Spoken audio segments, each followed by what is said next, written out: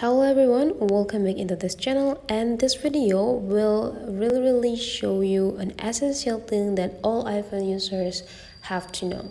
So through this video I will let to show you the way how to change or how to switch the mode of your iPhone from light to dark on the opposite way.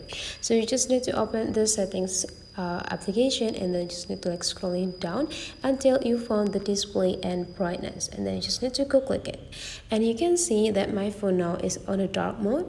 If you are kind of bored with the dark mode and you want to change into the light, you just need to